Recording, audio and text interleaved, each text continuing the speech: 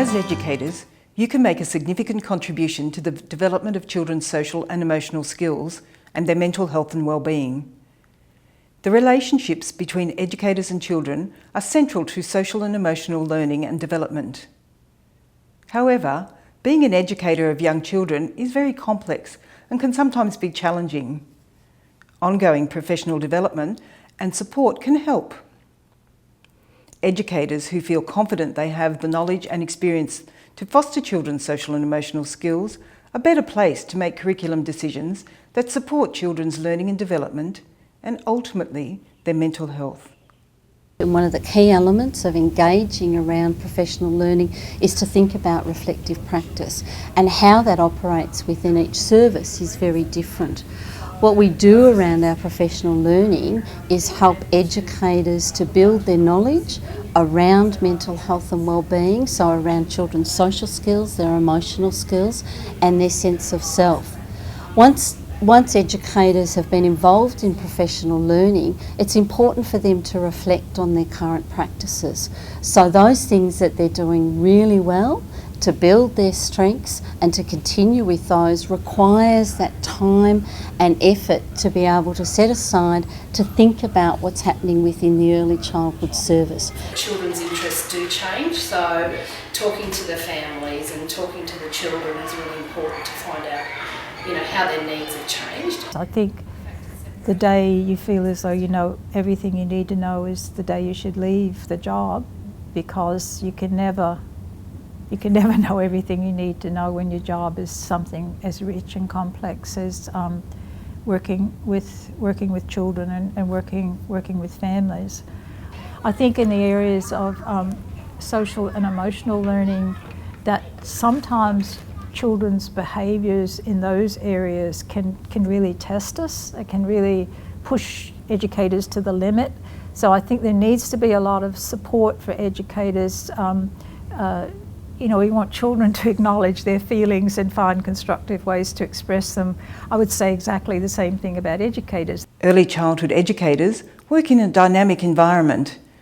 Accessing professional development to boost confidence and skills and receiving support from others are key to working effectively and supporting children's mental health and well-being. Staff feeling supported, professionally and personally, is absolutely vital in order for them to be able to do this supportive work in relationship with a child.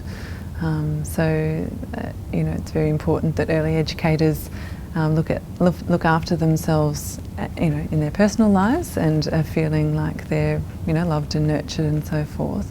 But at a professional level, services need to be providing adequate professional development and staff support in order for staff to feel looked after well enough and valued enough, and to have their cup filled enough in order to be able to then provide the support and containment for children in their care. Despite knowing the value of professional development and support for educators, sometimes things can get in the way of this happening. These barriers can be things like time, resources and money. However, professional development and support can come in many shapes and sizes. Both can involve more formal activities, like courses or training, but they can also be less formal and done without needing a lot of extra resources. Some activities might come about by making the most of opportunities already available at your service, such as more experienced educators mentoring those who are less experienced. Other opportunities may come from resources in your community, like partnerships with other services and professionals. From being involved with the Kids Matter Early Childhood Framework, many of the services fed back that through engaging with the framework and around the professional learning sessions, they actually not only deepened their understanding of children's mental health and well-being, they also deepened their understanding of each other. They engaged with each other in a slightly different way. They had time to set aside from the busyness of their day to actually sit and reflect and talk. And for some of the services, that was often the first time that they'd actually done that as a team, as a service. And what we found happening was that they had a deeper understanding of not only their relationships with each other, but that actually transferred into their understanding of children and their relationships with children, so that they'd have more incidental conversations and more quality conversations during the day about the children that they're actually working with. But it also helped them to feel good about themselves. So there was a sense of validation around the role that they actually were playing and the importance of the role that they were playing in children's lives. There are practices that services can try that don't involve formal education and training.